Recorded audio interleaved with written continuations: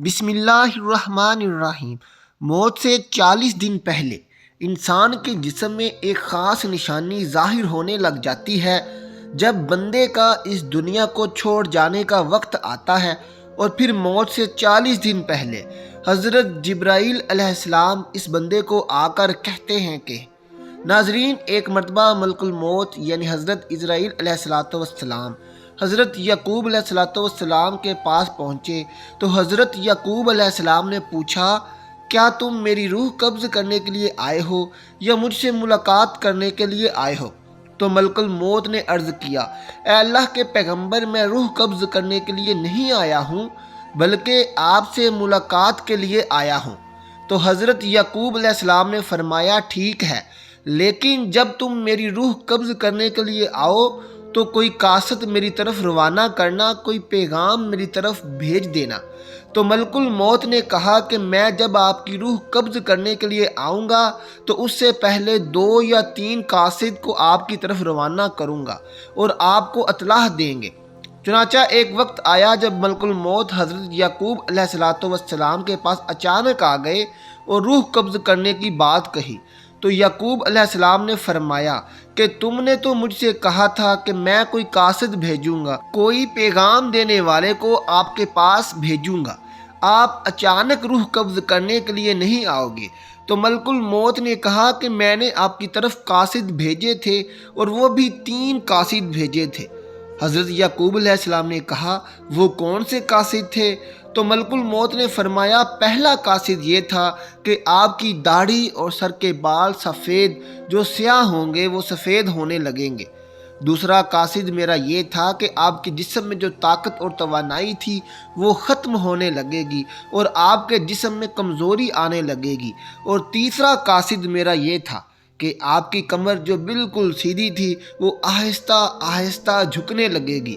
تو یہ 3 نشانیاں ملک الموت نے بتلائیں اور ملک الموت یعنی حضرت اسرائیل علیہ السلام نے فرمایا کہ ہر مرنے والے کے پاس تقریباً میرے قاصد آتے رہتے ہیں، لیکن لوگ ان کو نہیں سمجھتے، لوگ ان کو نہیں مانتے۔ اگر مرنے والا بندہ اپنی زندگی میں نیکی اور تقوی میں مشہور تھا، پھر اس کی موت کے بعد اس کا چہرہ خوبصورتی سے چمک اٹھا تو یہ ایسی علامت ہے جس سے اچھا تاثر لیا جا سکتا ہے اور اس پر خیر کی امید کی جا سکتی ہے۔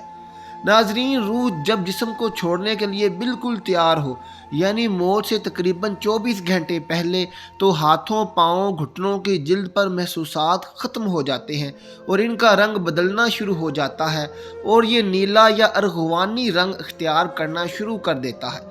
یہ نشانی واضح نشانی ہے جس میں سانس اکھڑنا شروع ہو جاتا ہے اور بے ترتیب ہوتا چلا جاتا ہے اور دھیرے دھیرے بجھ جاتا ہے۔ حضرت عائشہ صدیقہ رضی اللہ تعالی عنہا سے روایت ہے کہ رسول کریم صلی اللہ علیہ وسلم نے ارشاد فرمایا کہ جب اللہ تعالیٰ کسی بندے کو نیک بخت بنانا چاہتا ہے تو مرنے سے 1 سال پہلے ایک فرشتہ اس کے پاس بھیجتا ہے اور وہ اس کو درست کرتا ہے اور نیک عمل کی طرف خواہش دلاتا ہے یہاں تک کہ وہ نیک حالت میں مرتا ہے، اور سب لوگ کہتے ہیں کہ یہ شخص نیک حالت میں مرا ہے۔ اور جب ملک الموت حاضر ہوتا ہے اس وقت اللہ تعالیٰ اس کی آخرت میں رہنے کی جگہ یعنی وہاں کے سامان اور راحتوں کو جو اللہ پاک نے اس کے لیے مہیا کر رکھے ہیں، تیار کر رکھے ہیں، اس کو دکھا دیتا ہے تو اس کی روح خوش ہو کر نکلنے کا قاصد کرتی ہے۔ اس وقت یہ شخص اللہ تعالیٰ کی ملاقات کو اور اللہ تعالیٰ اس کی ملاقات کو پسند کرتا ہے۔ ناظرین، اللہ تعالیٰ نے عرش کے نیچے ایک درخت پیدا کیا ہے، اس کے تمام پتے مخلوقات کی گنتی کے برابر ہیں۔ اس کا نام ہے شجاعۃ المنتہا۔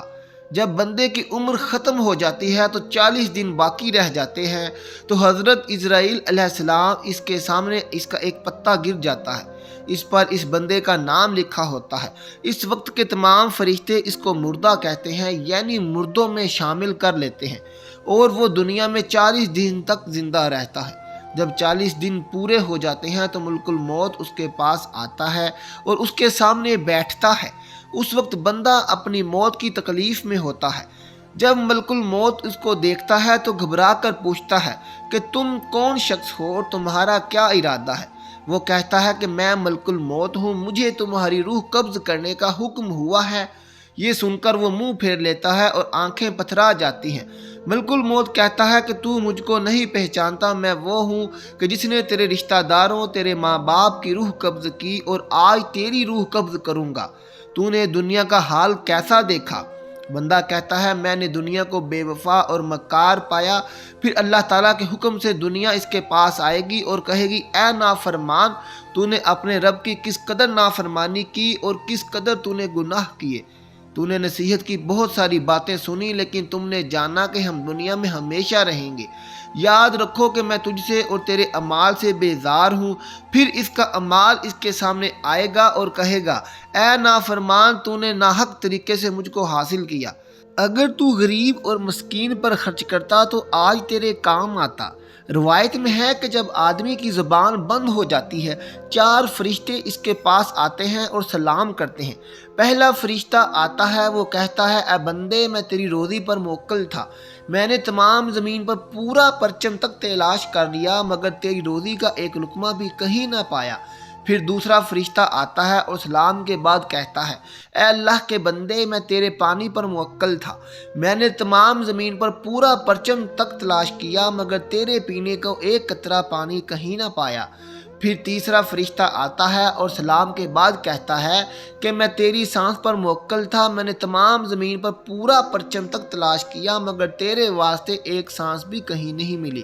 پھر چوتھا فرشتہ آتا ہے اور سلام کے بعد کہتا ہے اے بندے اللہ کے، میں تیری عمر پر موکل تھا، میں نے تمام زمین پر پورا پرچم تک تلاش کیا مگر تیری عمر کا ایک حصہ بھی نہیں پایا۔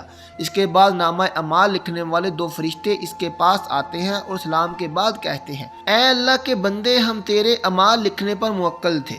وہ نامہ اعمال اس کو دکھائیں گے اور کہیں گے دیکھ، یہ تیرا نامہ اعمال ہے۔ اس وقت میت کی آنکھ سے آنسو جاری ہوتے ہیں اور دائیں بائیں دیکھتا ہے اور نامہ اعمال پڑھنے سے ڈرتا ہے۔ اس کے بعد ملک الموت اس کی روح قبض کرتے ہیں۔ روایت میں ہے کہ ربیع بن انس رحمۃ اللہ علیہ سے کسی نے پوچھا کہ ملک الموت تنہا ہی سب کی روح قبض کرتے ہیں یا ان کے ساتھ اور فرشتے بھی کام میں شریک ہوتے ہیں؟ تو فرمایا کہ روح قبض کرنے کا کام انہی کے حوالے ہے، لیکن اس کام پر ان کے ساتھ بہت سے فرشتے مدد کے واسطے دیے گئے ہیں اور ملک الموت ان کے سردار ہیں۔ ان کا ہر قدم دنیا کے پرچم کے برابر ہے۔ پھر ربیع بن انس سے پوچھا مومنین کی روح کہاں رہتی ہے؟ فرمایا 7ویں آسمان کے اوپر سدرۃ المنتہا کے پاس۔ حضرت ابو ہریرہ رضی اللہ تعالی عنہ راوی ہیں کہ سرکار دو عالم صلی اللہ علیہ وسلم نے ارشاد فرمایا جب انسان مر جاتا ہے تو اس کے اعمال کے ثواب کا سلسلہ اس سے منقطع ہو جاتا ہے مگر 3 چیزوں کے ثواب کا سلسلہ باقی رہتا ہے۔ نمبر 1 صدقہ جاریہ، نمبر 2 راستے میں پڑی اینٹ جس سے راہ گیر نفع حاصل کرے، اور نمبر 3 صالح اولاد جو مرنے کے بعد اس کے لیے دعا کریں۔ ایسے اعمال جن کا تعلق دنیاوی زندگی سے ہوتا ہے ان کے اثرات مرنے کے بعد دنیا میں ہی ختم ہو جاتے ہیں اور انسان کے اچھے اعمال ہمیشہ اس کی بخشش کا سبب بنتے ہیں۔ ناظرین، دعا ہے کہ اللہ تعالی ہمیں نیکی کے کام کرنے اور سنت نبوی پر زندگی گزارنے کی توفیق عطا فرمائے، ہمیں اپنے بڑوں صحابہ کرام، اولیاء کرام اور نیک بندوں کی عزت و تکریم کرنے کی توفیق عطا فرمائے، آمین ثم آمین۔ ناظرین، آخر میں کمنٹ باکس میں ایک بار اللہ ضرور لکھ دیں۔ ملتے ہیں اگلی ویڈیو کے ساتھ۔ اللہ حافظ۔